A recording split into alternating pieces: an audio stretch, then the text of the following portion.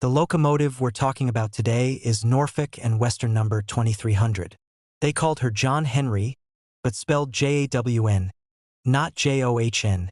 Just to be clear, she was named after the folk legend, a man who was probably a real historical figure, though his exploits were wildly exaggerated into myth. You know the story. A rock driller who raced against a steam drill won, and then dropped dead immediately after. And honestly, that tragic ending should have been a warning. That's not a good omen for a locomotive, is it?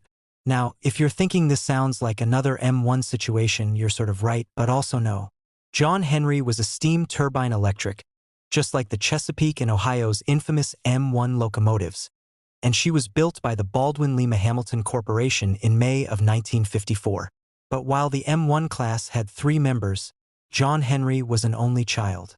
She had no sisters, and despite a passing resemblance to the M1S, she was mechanically distinct. For one thing, her wheel arrangement was a much more rational C+C. Technically, once again, that made her a tank engine, but we're not even going to get into that because it's frankly ridiculous. So why build another experimental steam turbine? Norfolk and Western found itself in the same boat as Chesapeake and Ohio when it came to coal.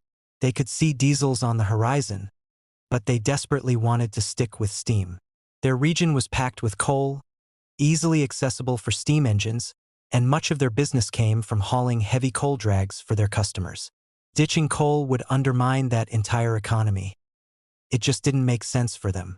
So they figured maybe let's give turbines another try. The M1S had been utter disasters, but this was Jawn Henry, and she was going to be better, right? No, just no. 1,000 times no. Baldwin's chief engineer, Ralph P. Johnson, loudly touted her advantages and the superior benefits of steam turbine technology. But none of that panned out. She failed, though for slightly different reasons than the M1S, since her mechanical design did diverge in key categories. To be fair, Jawn Henry does hold a record.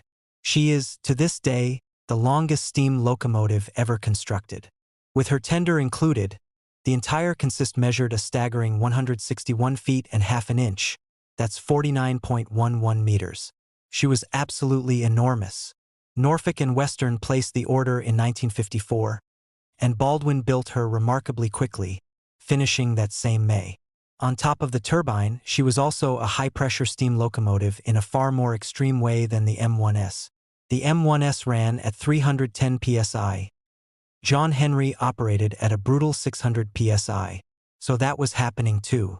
Her starting tractive effort was a deeply impressive 175,000 pounds of force, and N&W had high hopes that she could replace some of their aging conventional steam fleet, especially the Y6B Mallets and possibly the A-class engines, which were no longer being produced but still in service.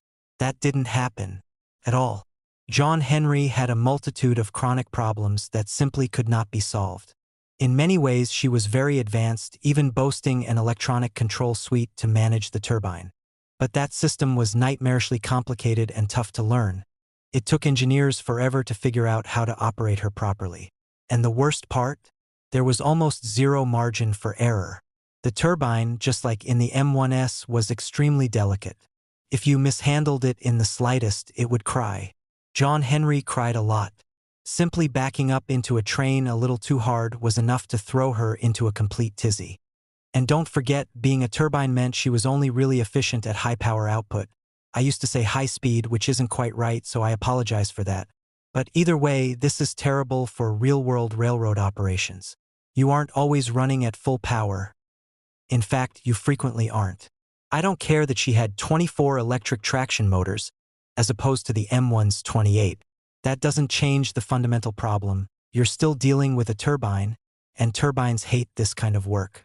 Making a steam turbine locomotive functional and efficient has only worked about twice that I know of, and those were under very specific circumstances. On top of the failure-prone electronic controls, the locomotive used a water tube boiler, a Babcock and Wilcox design originally meant for marine applications. Yeah, a marine boiler. It did not appreciate being on rails. Her sheer size also became a massive liability. She was far, far too long for Norfolk and Western's turntables. They could spin the A's and Y's, which were already huge, but Jawn Henry? Forget it. Over 161 feet of locomotive, you're not turning that around.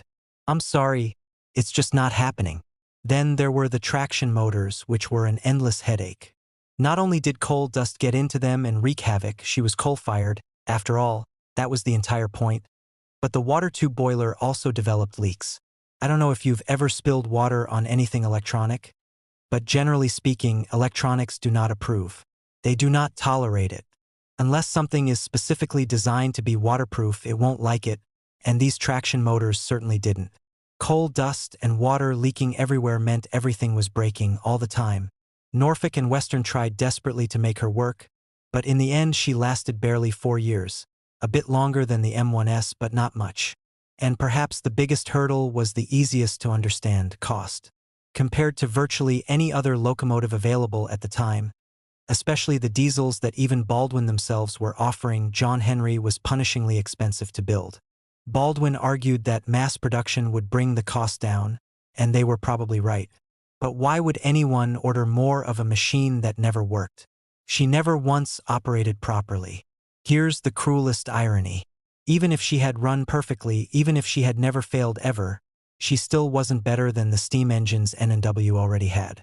She ran at a 15% speed disadvantage compared to the A-Class, which was itself designed for high-speed freight.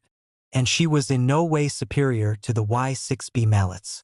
So not only was she more expensive to build, she broke down constantly, and she couldn't even outperform the old-style locomotives she was supposed to replace. There was zero benefit, none at all. I will admit she looked impressive. I actually like her styling a lot more than the M1S. She looks big, beefy, and very, very cool.